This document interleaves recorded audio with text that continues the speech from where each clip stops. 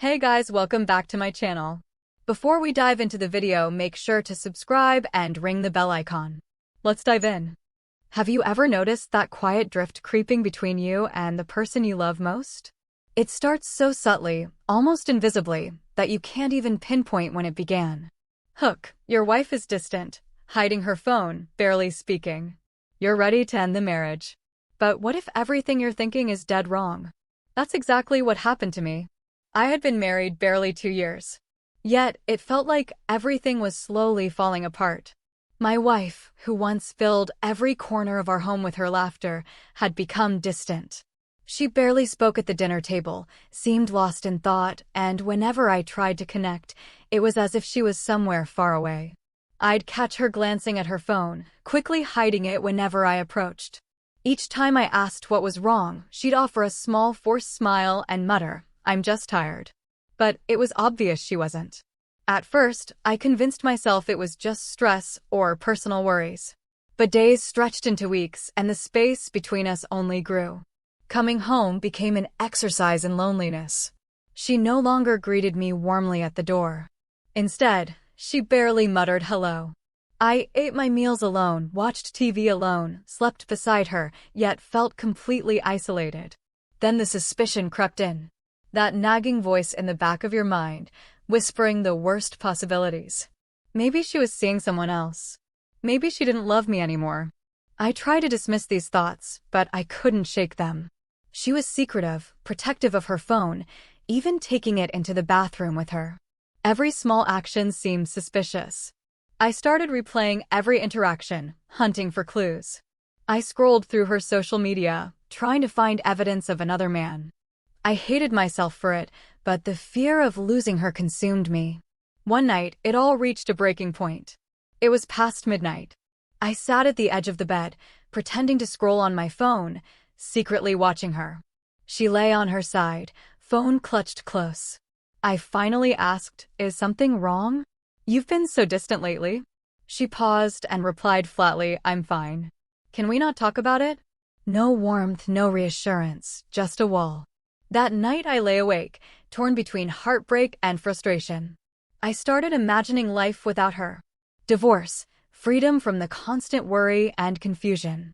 Part of me still loved her deeply, but part of me wanted to escape the pain of feeling unwanted. I began quietly preparing myself to walk away. Hook. He came home early and overheard her on the phone. One sentence stopped his heart and changed everything. Then one morning, a few weeks later, I came home early. I didn't announce my arrival. As I approached our bedroom, I heard her voice, soft, hesitant. At first, fear gripped me, thinking it was someone else. But the tone was different, gentle, nervous. She was talking to her mother.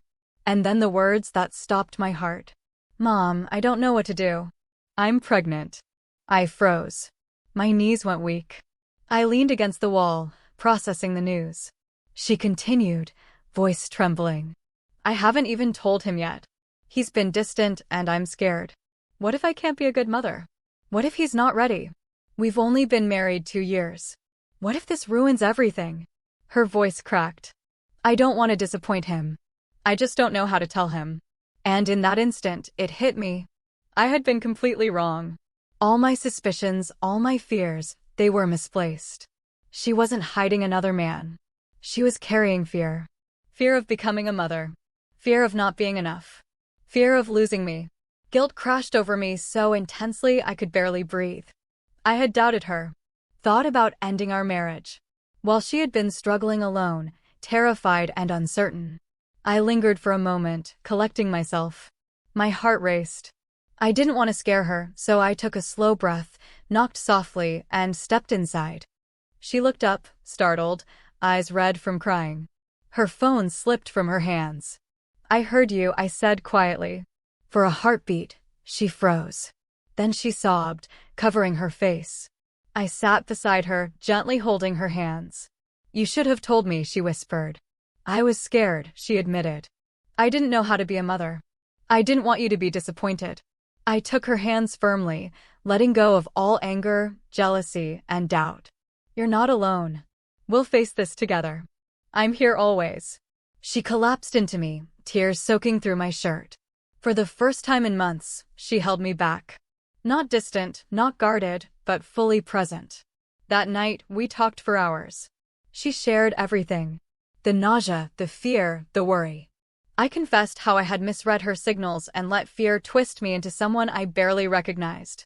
We apologized over and over until we finally drifted into a peaceful sleep. That experience taught me something deep. Distance isn't always betrayal, and silence isn't always rejection. Sometimes it's fear. Fear of the future. Fear of not being enough. I almost lost her because I stopped trusting her. Stopped believing in us. That night, I realized that love isn't about understanding everything perfectly. It's about staying long enough to try. Now, whenever I see her smile or feel our baby kick, I remember that night. The night I could have walked away, but didn't. And I'm grateful for the chance to make things right before it was too late. Because sometimes the truth doesn't destroy you, it saves you. And sometimes the person you love most just needs you to truly listen before they can find the courage to speak.